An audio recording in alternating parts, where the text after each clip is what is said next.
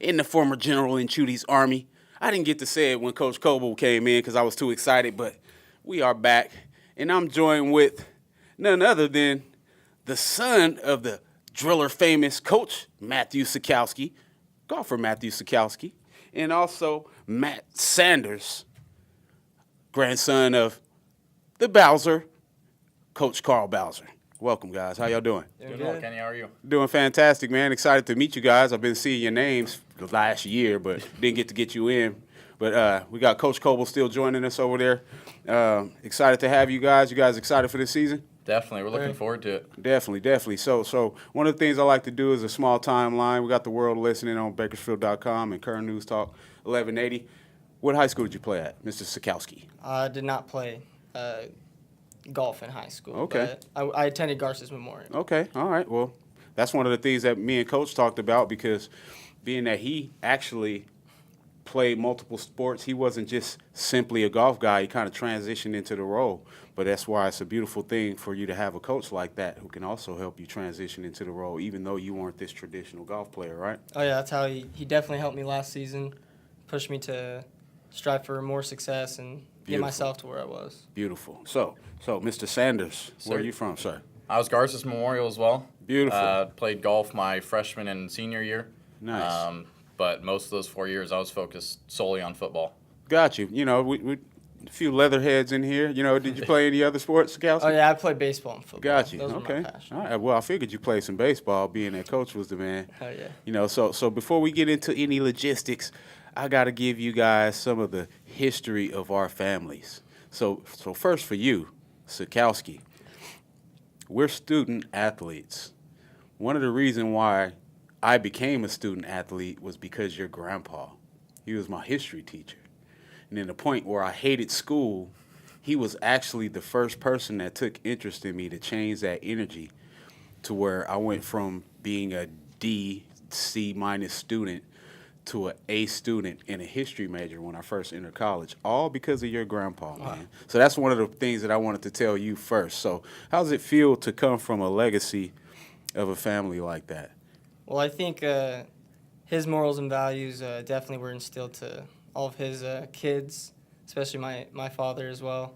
Absolutely. So I think the way we were raised definitely was portrayed by him. Definitely. You know, I mean, I could still reflect on that classroom in the little bungalow that we had in the middle of Elm Grove and not wanting to go to school until I had his class. You know, and in that moment, you know, I was just coming from a situation where I was changing households and really doubting myself and wondering what kind of guy I was going to be, surrounded by all kind of negative influences. And your grandpa was the one guy that took the time to help me focus and turn me into a honor roll student, man. So you definitely need to pat yourself on the back and tell grandpa I said hello if you can. I will. All right. So moving on to Mr. Sanders. Got to tell you my Bowser story, man. Let's hear it. You know, I'm the last of the Bowser boys, like I said. Mm-hmm. One of my most vivid memories of Coach Bowser was us being tied in a 10-10 game when we're supposed to be up 30 points. He comes in, smacks a couple of guys on the head, and gets us riled up. Needless to say, we end up winning 50-10. We came out and scored 40 unanswered points based on the motivation of your grandpa. So that sounds about right. Absolutely. So, you know, and I'm sure it wasn't just a few smacks on the heads. I mean, I'm sure it was a little more than that. We get it. Closed hand. But the reason why I brought that up is because our passion to succeed comes from somewhere. Yeah. And you guys were surrounded by three, I should say, of the most influential people in student athlete lives. You know, so how does it feel for you to be part of that legacy? You can't even explain it. It's the best feeling knowing, walking into a room like this and just saying that I'm a Sanders, and you guys immediately know that I'm a Bowser legacy. And absolutely. It's just the best feeling knowing that everybody knows the winning spirit that comes from that and the fighting spirit that comes from that. And it's instilled in us, and it'll never go away. And I'll put that in my kids and our families as well. Man, well, it's definitely in my family as well, so I'm going to call y'all my cousins now. That's fine with me. That's fine with me. Well, guys, let's talk golf. You know, coming back, you guys are two of the sophomore leaders, correct? Yes, sir. You know, so how did it feel to take part in the process last year? And, you know, you guys didn't get to make the postseason individually, did you? Sakowski did. You did. Okay. Okay. So let's talk about the experience of having an opportunity to be one of the few guys who made postseason play, Mr. Sakowski. Well, it was definitely a grind. Most of our tournaments that we played this season were crucial with the wind and temperatures, but I think with a lot of our practices, we grinded, and individually, what helped was a lot of his motivation, because I went to high school with Matt. So Nice. we played sports together, we played football together, we were side by side on the line. And so it was guys like this that helped push me farther. And Got you. So transitioning to you, I know it has to be frustrating for not as many of us to make the postseason, but definitely gives you fire for the next season, correct? Most definitely, yeah. I'm grinding for this season a lot, and I had to kind of change my mentality last season. I still went into it with a little bit of football mentality, trying to hit a little too hard, trying to do a little too much, and it came back to bite me a few rounds. And, I missed it by a few strokes, but this season it's just full steam ahead. We're getting there no matter what. Well, you kind of took the words out of my mouth for my next question. I was going to ask, how tough is it being this former football guy where we focus so much on our emotions and passion to create havoc, Yeah. and then going polar opposite to where we have to focus and streamline our senses to gauge where we are on the course and get balls where they need to be. How was that transition? The for you? transition was hard just because most guys don't have the strength that I do, to say the least, so I can hit the ball where I need to go without a problem. It's the changing the mentality of, instead of hitting that driver, let's just go far and put it there and make a play, instead of throwing the deep ball and going driver and just trying to put it on the green, Beautiful. flaring one out right, and now we're in deep trouble. So Gotcha. it was a slight transition, but I think we're there this season. All right. Well. So now I got to transition to Coach Coble, because I got to ask you, Coach, how tough was it for you to be able to coach a guy that was this football guy? And I know it may have been easier for you because you're a football guy and you had to focus on that transition yourself. So let's talk about that for you from a coach to player's perspective. Sure. I mean, for me, like you said, having a football mentality already, and like you and I spoke about last year, I don't want isolated golfers, right? Isolated golfers, and we talk about this all the time. Guys that are singular sport athletes are narrow-minded. They have blinders on. So taking Sakowski, who's a baseball player, and changing his swing from upright to lower. I remember you talking about that. That's a little bit last different, season. right? He's already got a fluid swing. He swings his hips through the fence, and he's good. Sanders, he can lift a house, right? He can lift a house, and that's a beautiful thing for any coach to have a guy that is weight room mental ready, right? But Yes. changing his approach, right? So he's not throwing the deep ball, but we can chip away, right? Let's take 10 yards at a time, right? Absolutely. So for him to take a 4-iron out or a drive iron and put it in the middle and give himself a play, it's a little different approach. But for him, it's easy because he's got an athlete mentality. He's an athlete. It's genetic truth for him. Absolutely. He comes from an athletic family. He's lived that athletic life, right? He's coached at home more than I coach him, right? But I agree. both of those young men, I can grab them, I'll pull them in close, and they know that there's no messing around, and they'll listen to me. That's the difference in somebody that is coachable and not. Both those guys and the rest of our squad understand that at the end of the day, I love them, and they're my kids, right? But I'm going to treat them as so too, and they're going to get either the positive and the negative, and they're going to get it both ways. Got you.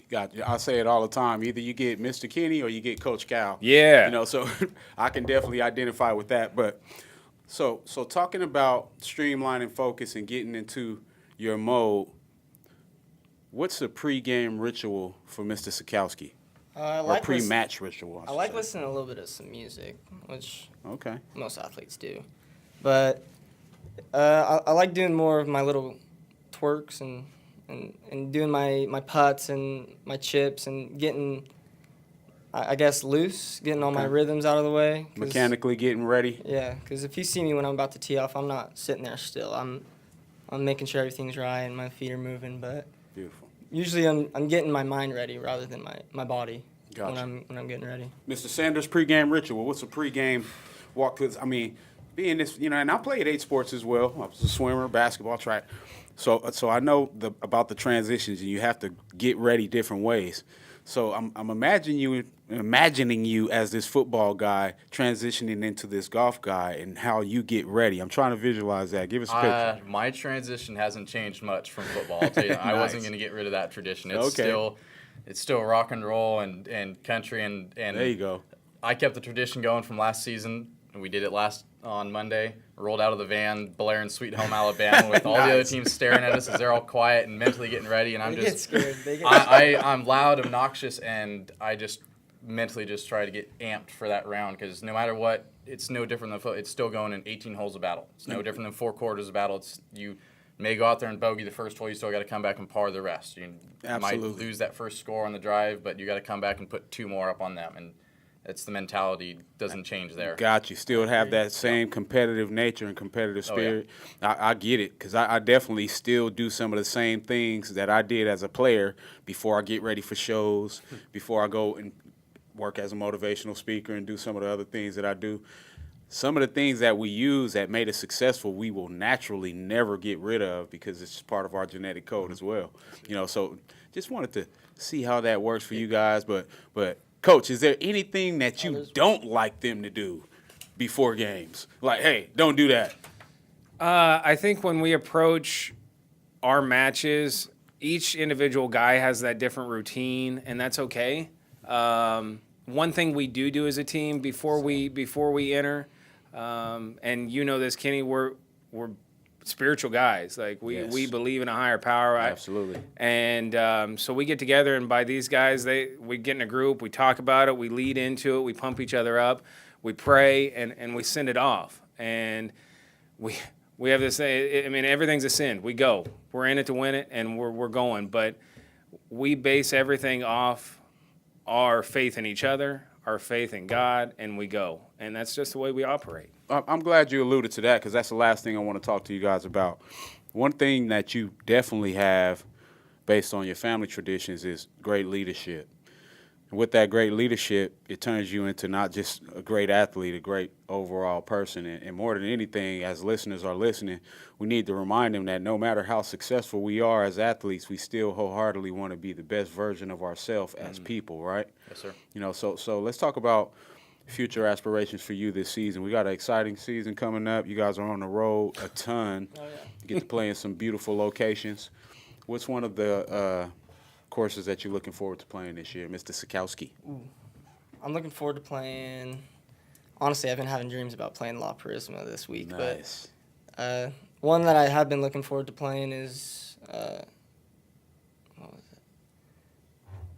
Let me see. If Alisal I can- Ranch. That was okay. All right. I was about to say I got the schedule in There's here. a I few can windy pull it up. ones, but Alisal was probably the windiest. That'd probably be the one that I am looking forward to the most. Gotcha. It's going to be a challenge with that win, right? Oh yeah. All right. So It's up there. Mr. Sanders, which course are you looking forward to playing this year? Along with Mr. Sakowski here, La Prisma it's the one you look forward to all year. It's the first match. It's everything that's opposite of me. I'm putting the driver in the bag the entire time. It's full iron off the tee. But I also look forward to like Saboba. It's going to be a beautiful course down in Palm Springs, something we've never played before. Okay. So it's always interesting getting to play. Most of our season is the same courses we played last year. Saboba is a new course, so it's always a lot of fun getting to go challenge yourself on something you've never seen before. Absolutely. And see how you react to shots that you've never seen, that you have to create how to place it. Gotcha. All right, so we're getting ready to head into break, but before we go, one of my curveballs I like to throw. I think me and Coach been through this one before, and we're going to start with Coach Coble. Favorite course you've ever played? Ooh, besides Pebble, the Riviera. Yeah. I got to go down there one time. Beautiful. Practice there. UCLA practices there every day, Nice. but we'll get there at some point. We'll get those guys there. So I would say right now, let's go with the Riv. All right, Mr. Sanders. Favorite course? Sandpiper over on the coast on Santa Barbara. It's the poor man's Pebble Beach. That's why I like Absolutely. I got you. All right, last but not least, Mr. Sakowski, I favorite love their course? options. My favorite course would be Sharon Heights Country Club. It's up north in the Bay Area. All right. Nice. My beautiful course. favorite course was at the Reunion Resort in Orlando, Florida, and it was designed by Jack Nicklaus. you Beautiful go. place, man. I nice went one. there for my 40th birthday. Yeah. Yeah, but guys, I got to tell you, excited to see you, and I'll be there to join you guys when you do get those rare occasions at home. But more than anything, I'll be continuing to help branding and making sure the world knows that BC Golf is alive and well. Definitely. All right, Man. all right. Thank I you for appreciate you showcasing guys, us. man. Appreciate it. All right, cousins. I'll see y'all at the family reunion. See right? you. All right, See all you at right, the all right. This is Kenny Calvin and BC Men's Golf. We'll be right back after the break with some recaps before we take off for the week.